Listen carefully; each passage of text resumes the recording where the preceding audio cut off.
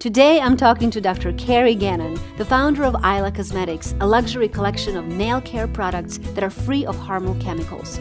Dr. Cary inspires women to embrace the idea that beauty should be functional and healthy, and that we don't have to compromise anything to look, feel, and be our very best. I'm Tai Chi. At 19, I was a superstar, and I was lost inside. I left it all behind, switched continents, and started all over. Years later, I found myself lost again, this time in the American dream. This is a story about awakening, about living the life you were created for, about going inward and discovering the joyous and purposeful person you and I are both meant to be. This is Waking Up in America. Dr. Cary, welcome. Thank you. I am so excited to, week after week have an opportunity to speak to people like you who have made this shift from a life that looked great on the surface and then made the change, right, in your own life, and then showing up in the world and actually changing mainstream culture. Well, I'm really excited to be here. It's been a huge journey, but it's been worth it, and I'm really just grateful to be here. Thank you for having me. Wow. I am big in connectivity. I believe we're all connected. We're all living in this one planet Earth, and it's all interdependable, ever changing, right? And every action, everything that we create has an effect on us. And we like to forget that. No, I'm glad you said that, because I feel like the global currency isn't really money, it's relationships. So I feel like that's what we're building, and it's far better to cultivate exactly what you're talking about. Yes, and it was so crazy that I'm going to tell you a quick story how I was introduced to AILA products and your story. For years, I was just like many of my girlfriends, love to paint my nails, right? And go to a pedicure.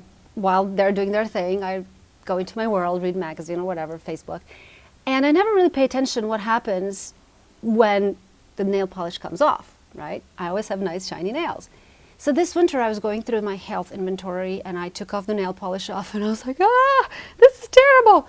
Not only, my nails were chemically destroyed, and it just really made me stop and think, just be aware of how much on the outside, like I've been really good at controlling what I eat, what I put into my body, but on the outside, how much we're attacked. And so, just so happened, this is how we're all connected on also spiritual, metaphysical way, just so happened that I got a retweet from AILA Cosmetics, and I was drawn to your product, and I discovered exactly what I needed at that moment. That's so exciting. It seems like stuff like that happens all the time, and that's how relationships start.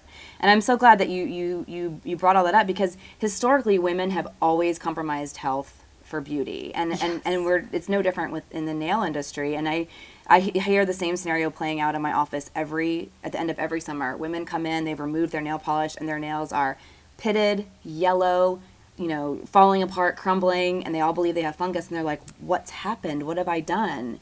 And then we start to have the conversation about the products that they're using, and we typically discover that it's just an inferior product. It's damaging versus, cultivating an environment of health for your nail. So you're a pediatric surgeon? Yes. So you founded AILA Cosmetics. Yes. So tell me, how did that happen? I was selling an alternative product in my office, and I had a patient who was very intentional about what they wanted to put on their body, and they wanted a list of ingredients that was beyond what I had and what else the product could provide. And I called the company to ask those questions, and I didn't get an answer. And it took me several weeks to finally get an answer. And over that time period, I was becoming more and more frustrated. And at the end of it, I just said, you know what? I can do this myself. I'm going to make my own product. I think I can make it better. I believe that I can be more forthcoming in what's going into the product and just provide these answers myself. And so that's what we did. And you're talking about not just, not just your regular nail polish you buy at your local drugstore, right? You're already talking about... Right. It was supposed to be healthier. Yes. Mm-hmm. So, I grew up in country, obviously, where we didn't have as many options, and where maybe people didn't have this opportunity. I know there's a lot of places still in the world where we don't have this opportunity to do something about it like you did. And that's why I love, America and people like you who have that spirit to say, no, I'm not going to take no for an answer. I'm not going to be powerless. I'm going to get out and create. But for that, you must have had something, a personal reason. And obviously, this is another reason why when you looked into your product, I also learned about your story. Right. I mean, this is very personal for me, all of it. I'm laying everything about my life out there. I mean, it was not only a transformative time in the way I do my practice medicine, but also my personal life. And I'm very, very grateful to be in the position that I'm in. I recognize that, my education allows me to make these changes and do something like this and develop a product. And that's an opportunity that a lot of people don't get. And I recognize that I'm very grateful that I have the education so that I can take a departure from what I'd studied so hard to become and cultivate something new. But you're right. This is a very personal company for me, and I made the change in my professional career at the same time I was making change in my personal life, which was I'm an overfunctioner. I'm constantly going, constantly moving, and there were so many negative things that were constantly happening. I was in this cycle of negativity with my marriage, with multiple things in my personal life. My daughter has sensory processing disorder, and just so many things were going on. And I was looking at the cycle that I was trapped in. Like most people become trapped in a cycle, and I just realized I am controlling nothing in this cycle. I have control over nothing in this cycle, and the only thing I can change in this cycle is myself. And if I don't personally change within this cycle, then this is how I'm going to live the rest of my life.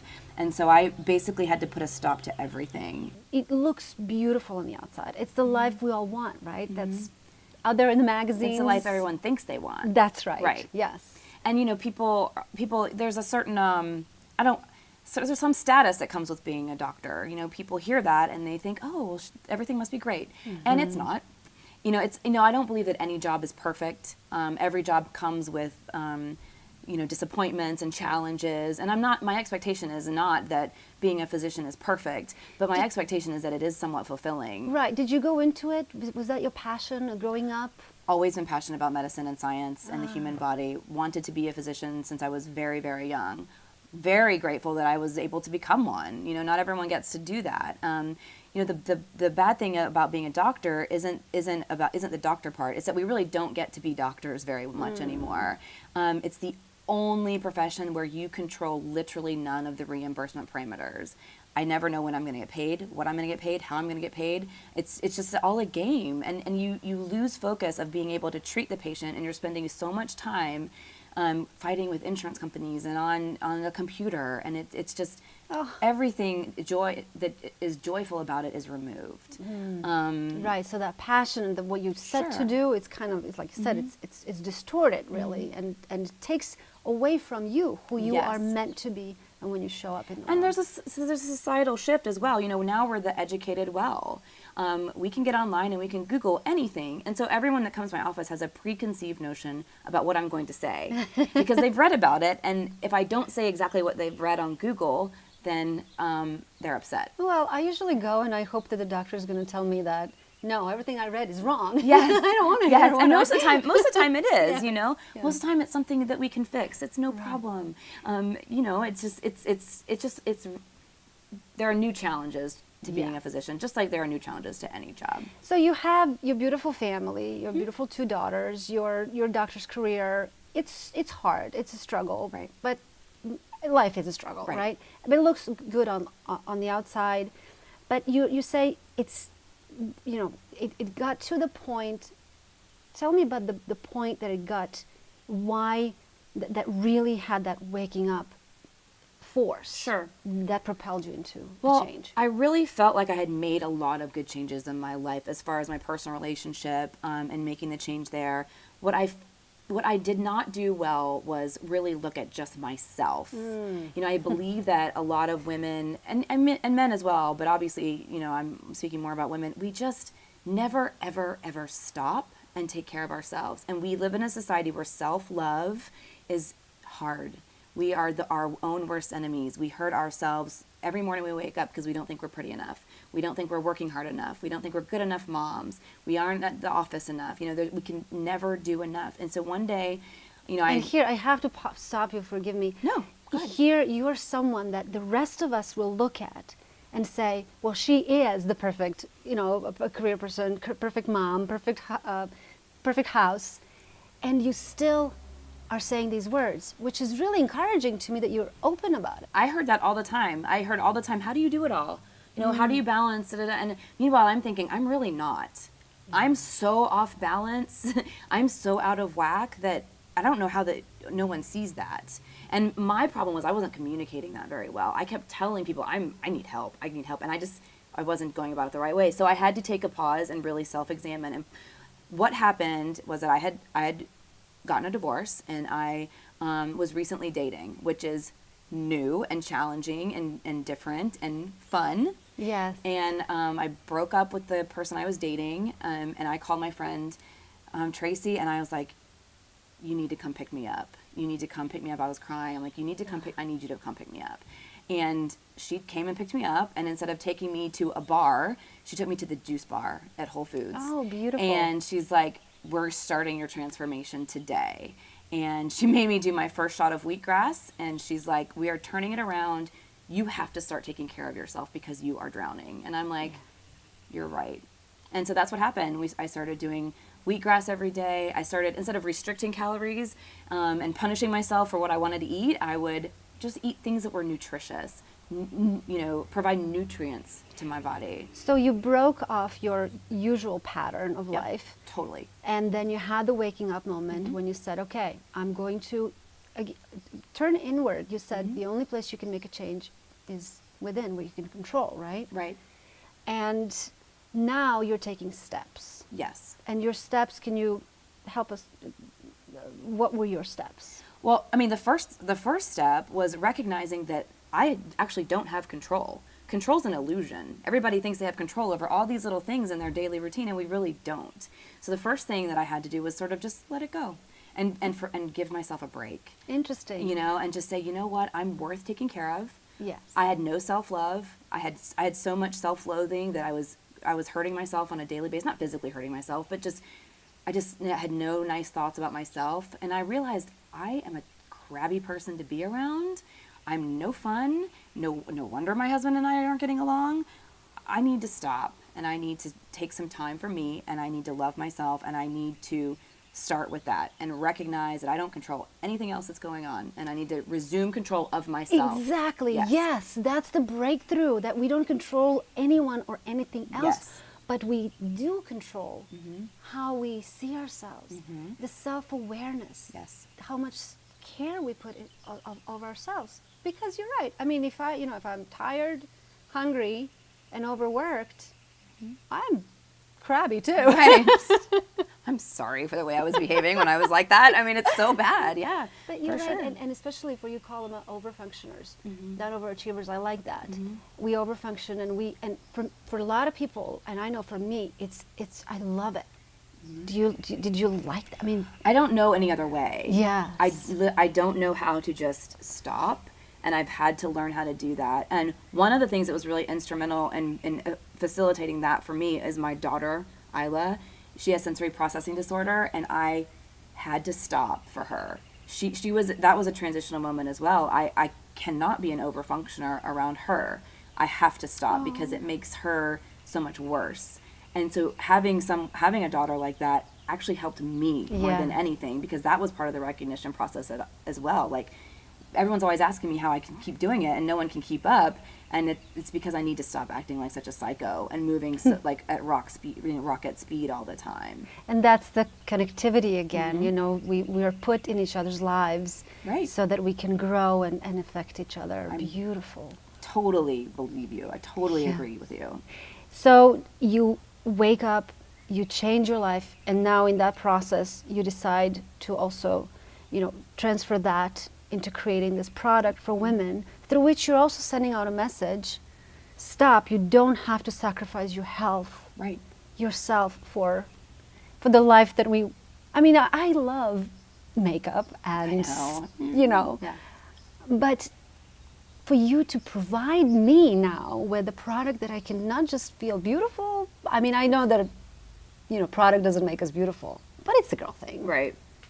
but also it's healthy, and it also, with that choosing that product, I am making you know, I'm making a statement that I value Right. who I am. And I think that's, I mean, I just really, I'm grateful for you, to you for sending out that message. I think it's so needed in our mainstream I appreciate culture. that because I feel like it's not heard enough. And I feel like if someone had told me that more frequently, I think things would be a lot different for a lot of women. You know, we just never take the time for ourselves, and we need to. You can read some of the stories on my product online. I'm putting my mistakes out there. I'm putting my, you know, joyful things out there. I'm naming things after people that I love, some people that don't like me. I mean, you know, so that people see, you know what? Yeah, I was successful and, you know, what can achieve all of this, but at the end of the day, it's not fulfilling because I didn't like myself. I didn't like who I was, and I was miserable, and it's just not worth it. It's not worth it. I would much rather take 6 months and make very challenging, dramatic changes that are painful than live like this for the rest of my life. And Thank you. Ultimately, it's been very fun. Yes. You know, I get to meet all these new people that I would have Yes. never had the opportunity to meet before, and just, you know, create something and watch it grow. It's a lot better. And you are changing the world. I have to say that. It's you know, we're making people like you, changing the mainstream culture, and that's what we're doing. So I'm so excited because at our point in history, it's not an accident.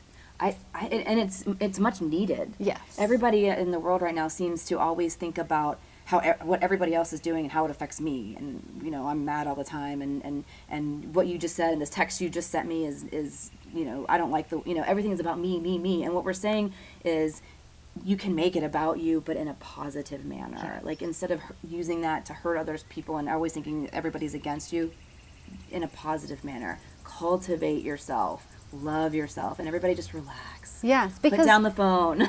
because we matter Mm-hmm. in a way that when we are self-aware, when we take good self-care, when we understand our part in this world, in how we're connected, then we embetter our Yes. world. And I'm a better mom because of it. A better person. I just, Yes. you know. And a better doctor. I think that's probably true. You know, I think my bedside manner's probably dramatically improved now that I'm not angry all the time.